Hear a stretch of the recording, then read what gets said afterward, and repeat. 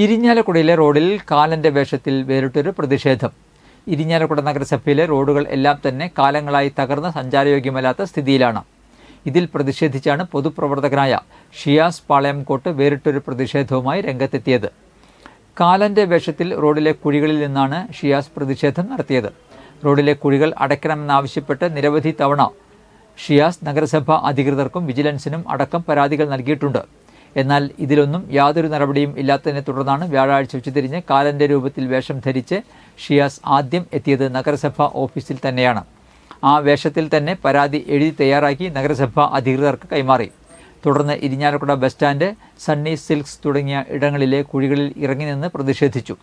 സംസ്ഥാന പാതയിൽ concrete road നിർമ്മാണം നടക്കുന്നതിനാൽ നഗരത്തിലെ മറ്റു റോഡുകളിലൂടെയാണ് ഗതാഗതം തിരിച്ചുവിടുന്നത്. ഈ റോഡുകൾ എല്ലാം തന്നെ പൊട്ടിപ്പൊളിഞ്ഞു കിടക്കുന്നതിനാൽ ഗതാഗതക്കുരുക്ക് അതിരൂക്ഷമാണ്. കുഴികളിൽ വീണ് പരിക്ക് പറ്റുന്ന യാത്രികരുടെ എണ്ണം ദിനംപ്രതി വർദ്ധിച്ചു വരികയും ചെയ്യുന്നു.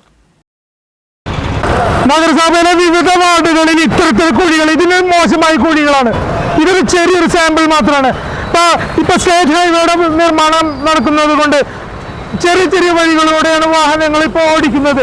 ഭയങ്കര ശോചനീയ ജനങ്ങളുടെ ജീവന സ്വത്ത് വളരെയധികം അപകടാവസ്ഥയിലായിട്ടിരിക്കുക.